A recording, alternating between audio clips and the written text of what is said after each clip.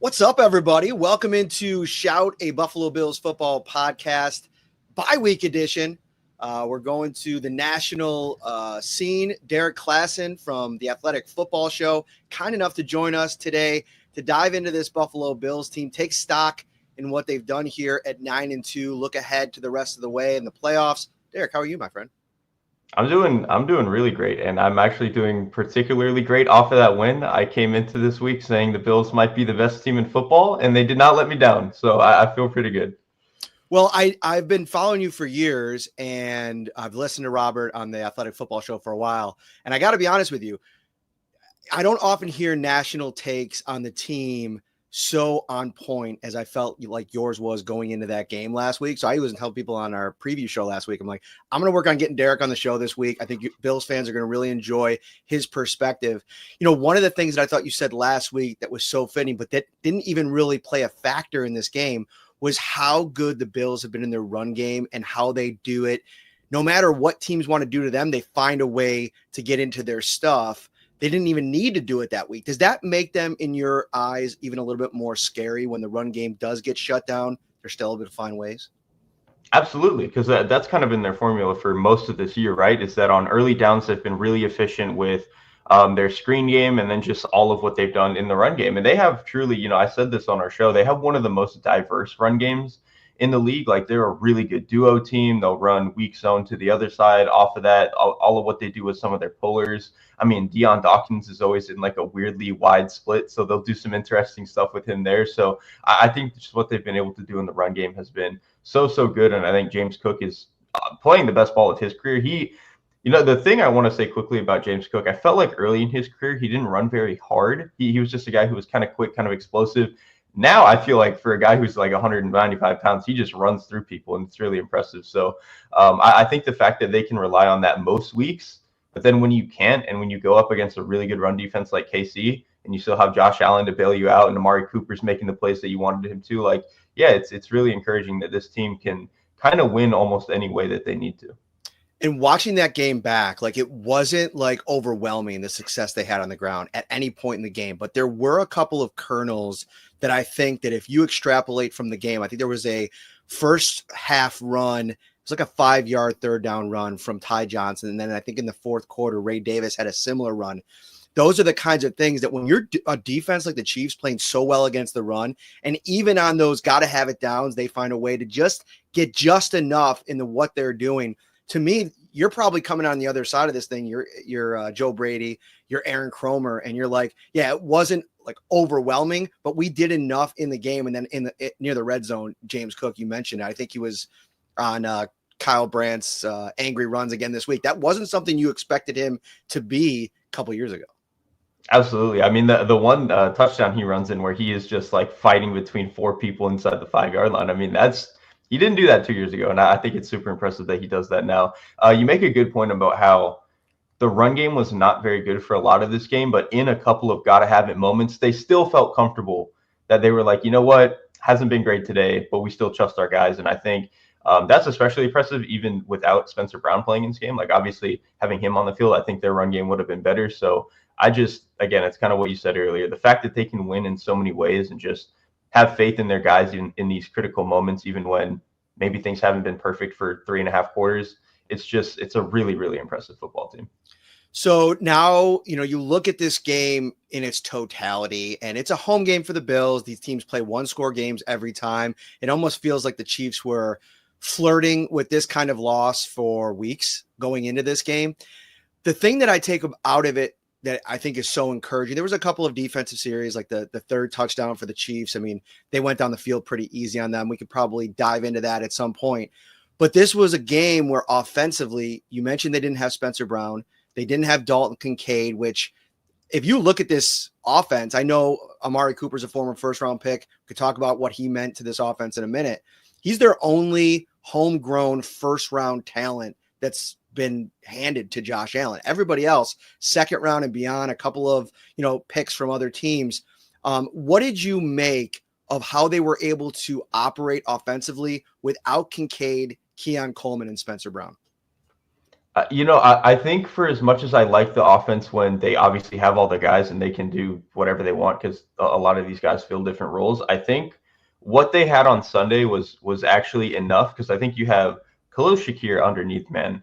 Whether it's on screens or what he's doing on like that 3rd and 9 where he just takes a shot to the ribs to get them over the line. Like he is just such a good, reliable, explosive player. So he kind of gives you the floor for the passing offense. And then I think some of what they've been able to do with their tight ends both Kincaid and Dawson Knox in the play action game, like getting them on those sail routes, those corner routes, every now and then those deep overs. Like I think they've done a really good job accessing them there. And then Amari Cooper finally gives them something down the field. And Keon Coleman did a little bit as like a jump ball guy, but as like a guy who can actually separate and win down the field, I think Amari Cooper gives them that. So like I feel like now since they've made the Cooper trade, they have ways to win at all 3 levels where as I felt before the Cooper trade, they didn't quite have that. And it was a lot of you're just trying to win the game 6 yards at a time. And they were good enough to do that. But now I feel like they're unlocking all the explosives. So I think this offense only has the potential to get even scarier when you have a jump ball guy in the red zone like Keon Coleman back and Dalton Kincaid with a little bit more juice for a tight end than a guy like Dawson Knox has. So again, for them to do this without some of their best guys, very encouraging. You mentioned Amari Cooper and the ways that he can win. And I think back to when they acquired him and the arms race that was kind of taking place at that stage. You see the DeAndre Hopkins trade happen a little bit after they acquired Amari Cooper, and you wonder how much the Chiefs would have been in on that. Take me through your thoughts on what that could have meant for the Chiefs had they acquired Cooper instead of Hopkins, and maybe the Bills being forced to maybe make a last-ditch effort to go out and get Hopkins, who still can make some plays, can still be really good, especially against zone, but maybe a little bit more limited against man defense, which we saw the Bills play more than usual this last weekend.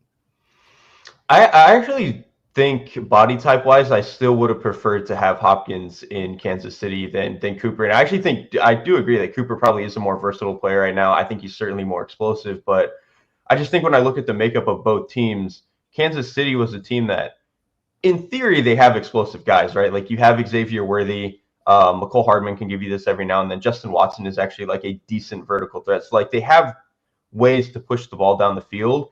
It's just that offenses don't really let them do it. They play a lot of too high shells. They play very safe in a lot of the ways that they're handling that type of stuff. So I think it made more sense for Kansas City to go out and get a guy who can sift through zones a little bit, who can be where he needs to be. He can win on just some of those 8-yard curl routes if you just need to move the ball a little bit, and really be more of a jump ball threat in the red zone, because I think that's kind of been one of Kansas City's biggest issues too, is they can run the ball in the red zone.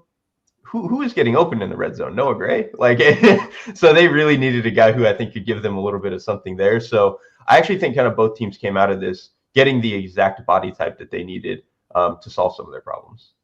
Well, let's stick on the offensive side for another minute. And Curtis Samuel is such an interesting study this year because if you go back to the offseason, Joe Brady really prioritized his specific type. He's got the familiarity from Carolina and what he can do in this offense. And then the season started, he dealt with a couple of injuries, and he's just been absolutely invisible for most of the year until the last 2 weeks. And you saw a little bit of it a week ago against the Colts when he was targeted 8 times, and kind of some of how he could explode in this offense. And Derrik, I don't even think people really understand how well he played this last weekend, because there were 2 catches in that game. There's a pass interference ball that if he catches, he's probably up at around 80 yards. And then if Josh Allen doesn't throw the ball into the dirt on that little flare route, he probably takes that upfield and goes for another 10 or 15. We could be talking about 100-yard, 1 touchdown performance for Samuel. And this is what I think Brady envisioned, how they want to use him at all 3 levels. It's pretty impressive what he's doing right now the last couple of weeks. They have found a way to unlock the juice that he has. Because I think for a while, the issue with Samuel is like people got enticed by this idea that he could be a really good route runner and he could be this vertical threat because he's fast and stuff. But the reality is he's a lot better underneath and a lot better if you can just kind of quickly get him the ball in his hands. I mean, in this game, he had on the right sideline, maybe what was it, like a 3rd and 8 or something, where he catches it, makes a guy miss and gets up the field. Like, those are the plays that you need Samuel in the offense for, because I think Shakir does that really well over the middle and on some of their screens. But a guy who can just race across the formation, catch a ball and take it upfield and be able to do some of that stuff and like kind of wiggle around on the sideline, I think Samuel really does give them something in that realm. So I think it's been really impressive that Brady, like you said, first month and a half, 2 months of the season, they kind of struggled to figure out what they wanted to do with him. I think they struggled to figure out what they wanted to do with a lot of their pass catchers. But I think now that we're really getting into the back half of the season, and now they've got a bye week coming up that they can really hone in on this stuff, I think they're really finding their identity as a passing offense, and Samuel's certainly a part of that. You hit on it a little bit earlier about not having Kincaid in the game and Coleman and how they still had enough. Is it been kind of perplexing to you at all that Kincaid, Knox, 12 personnel hasn't been more fruitful for them? Because when they drafted Kincaid, Brandon Beane spoke so much about them, about that package and the potential of 2 tight ends on the field. And it hasn't ever been bad. It just doesn't seem like when they're on the field together, one of them almost always disappears. And it's interesting. Last year when Knox got hurt for an extended period of time, that's when we really saw Kincaid's ascension. And then this year, with Kincaid missing the game, I thought Dawson Knox, that's what he gives you. You can make a big play in the passing game. He makes that, I think it was on that one sideline catch down the field. It went for one of their 6 explosives. And he was really good last week too. But when Kincaid gets back, they lean so heavily into him, it's almost like Knox disappears.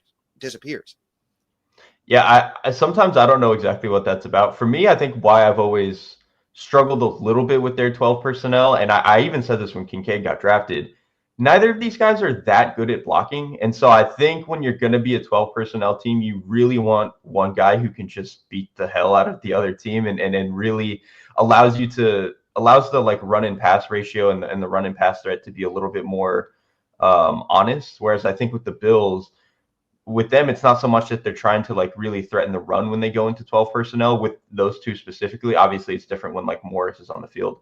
But with those 2 specifically, I think it's more just they think these are their 5 best pass catchers, which truthfully at this point, I don't know if that's even true anymore. Like with as some of the emergence of like Curtis Samuel being what he is, Keon Coleman coming along a little bit, Amari Cooper, Khalil Shakir probably to me being like their best pass catcher. So I think they're just in a weird spot now where 12 personnel thing is probably not what they wanted it to be. And it's hard to feed both of those players when really both of what they do best is like in that intermediate range. You can only throw so many play action shots into the intermediate range to feed both guys. We're talking to Derrik Klassen from the Athletic Football Show. We'll get more from him in a moment. Quick word, we're coming back to Turning Stone Resort Casino. What's up, everybody? Matt Parrino here with Ryan Talbot. We're the host of the Shout Buffalo Bills Football Podcast, and we have some big news. We're coming back to Turning Stone Resort Casino. That's right, New York Rec and Social Club, November 30th, the night before the Bills host the San Francisco 49ers. It's going to be a night of Bills football, talking, food, everything, Ryan. We cannot wait. That's right, Matt. Nobody travels like the Bills Mafia. Come out and join us for the podcast and hang out with us after. The event is open to the public. Guests must be 18 years or older. Come out and let's get after it. It's going to be a live edition of Shout, a Buffalo Bills Football Podcast. We're previewing Bills versus 49ers. See you then.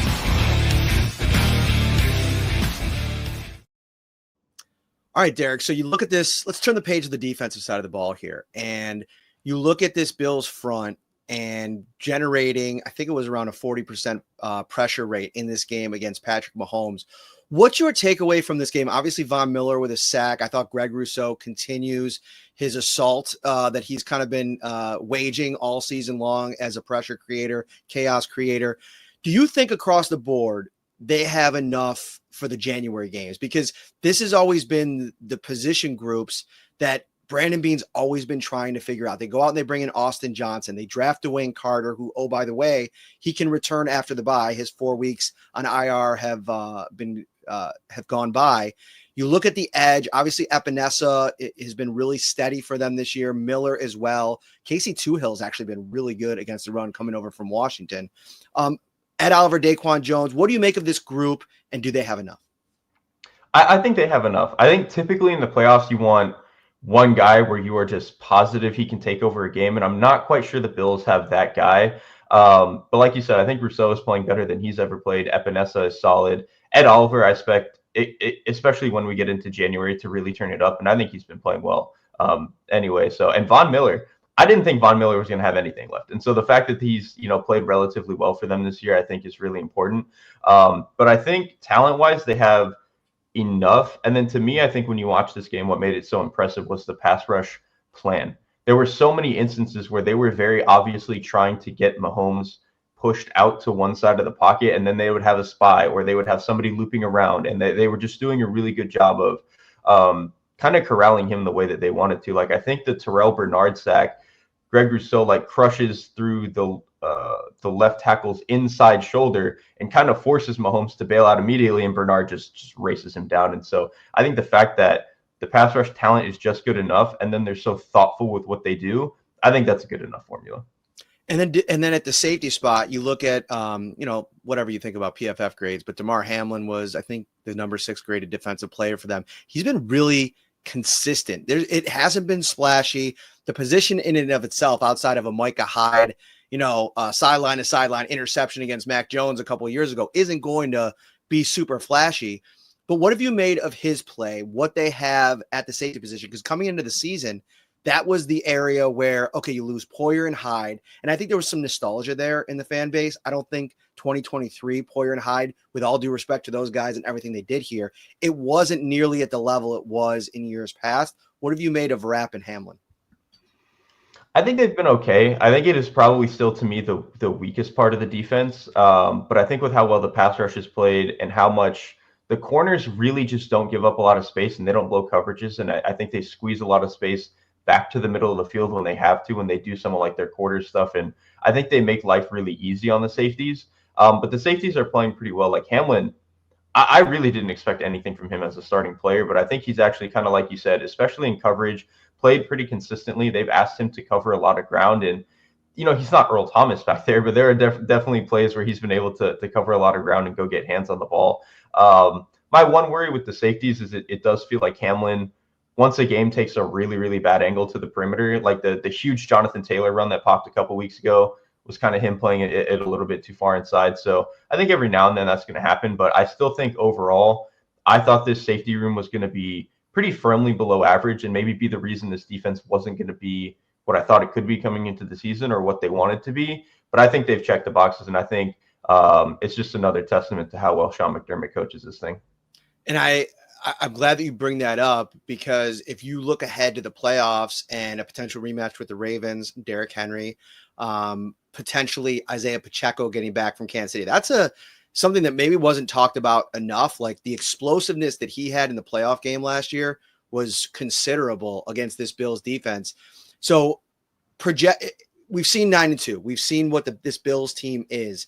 In the playoffs, how do you feel like they match up? And do you think it's going to come down to, all right, do as much as you can defensively, but maybe have a little bit more answers on offense when you have to play left-handed or without any hands at times, and just go with Josh Allen? How do you foresee them lasting in the playoffs against some of the upper tier contenders? You got to throw the Steelers in there too.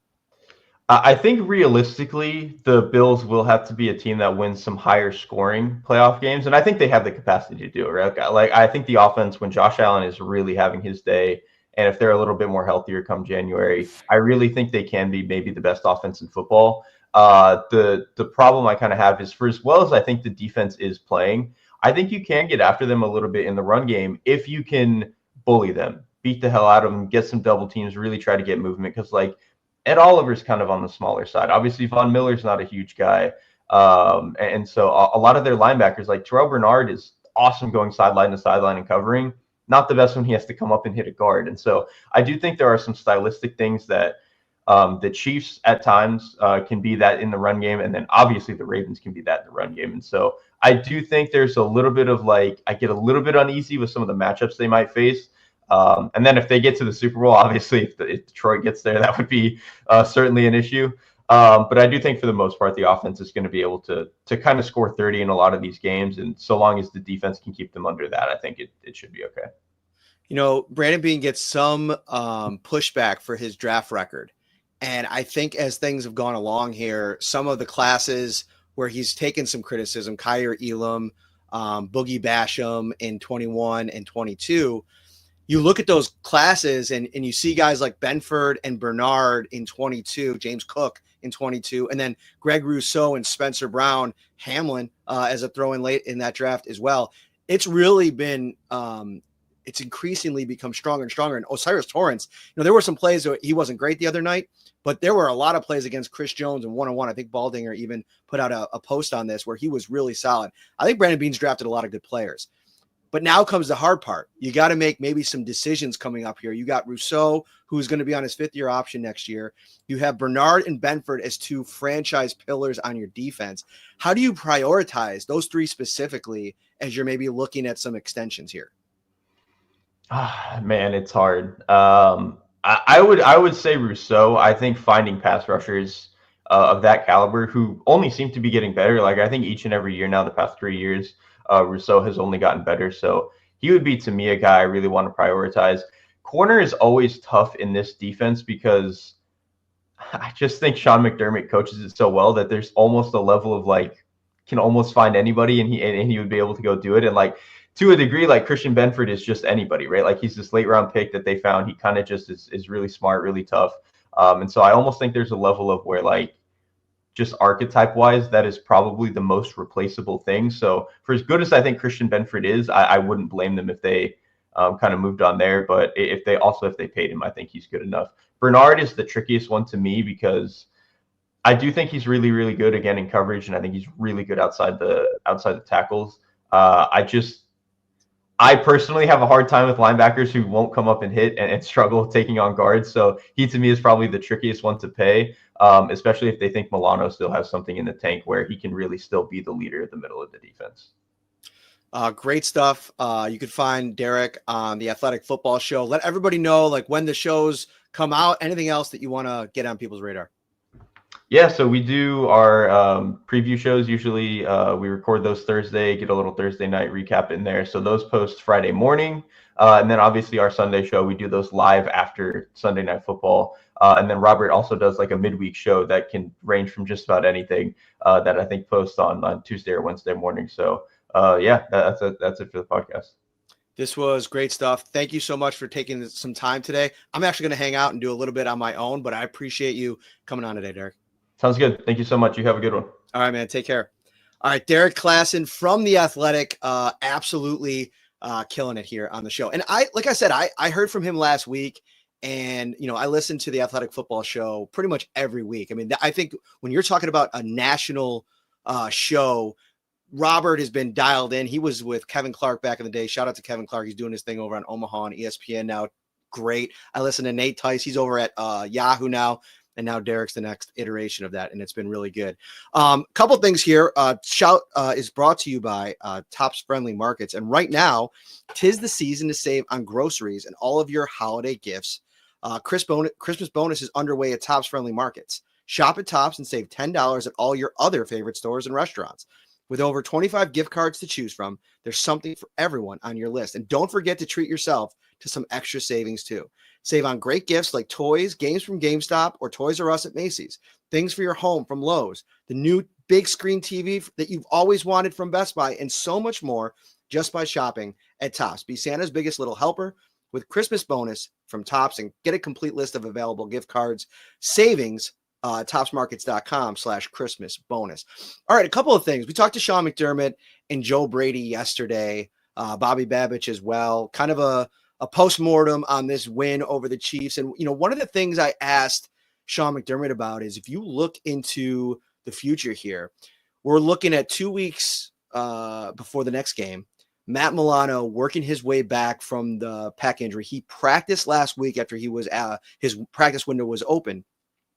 Now you're looking at how long of a period is it going to be till he can get back on the field? Like the Bills can technically wait this thing out for multiple weeks, right? Like get through the bye, get through next week, and maybe activate him after the 49ers game. Maybe if he's ready to go, you get him back for the San Francisco 49ers. But the one thing that Sean McDermott said yesterday is like he wants to be smart and getting him ramped up the right way, also without affecting the flow of the defense right now. You have a player in Dorian Williams that has played pretty close to 100% of the snaps. Obviously, he comes out on the dime package as well. And I think for the most part, if you look at this defense over the last 6 games, there has been 4 of those games. You had the 27-point performance by the Miami Dolphins. You had 21 for the Chiefs. Everybody else, 20 or less. 2 of those games, you held teams to 10 points. One of those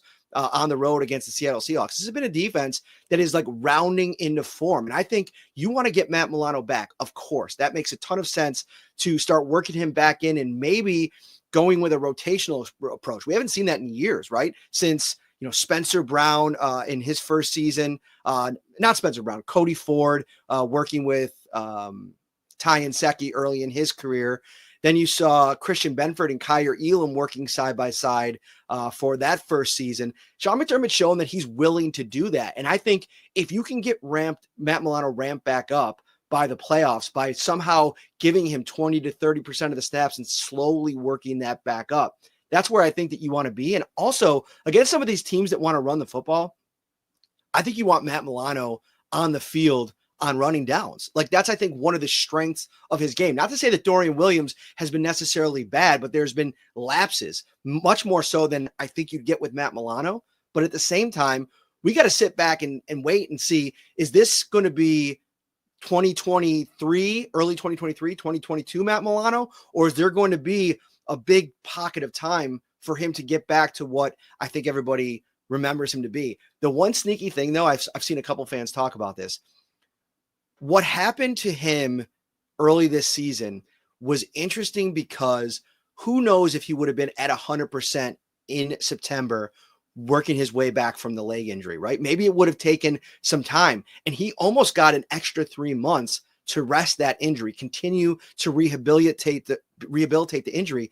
Maybe he's closer to 100% now, lower body, than he would have been in September, and that might help him down the stretch. I'm very excited to see what it looks like. All right, a couple things here. We're going to have 2 more shows this week. We'll have the Staples show tomorrow night that we're recording today. And if you want to ask questions for our special Friday show, perhaps be involved in that show, all you have to do is become a Shout Buffalo Bills insider. Text 716-528-6727. You get a 2-week free trial, so you can just try it out. $3.99 a month after that. And the Shout text line is brought to you by Carrie C. Beyer, attorney with the law offices of Francis M. Litro, located at 237 Main Street in Buffalo, New York.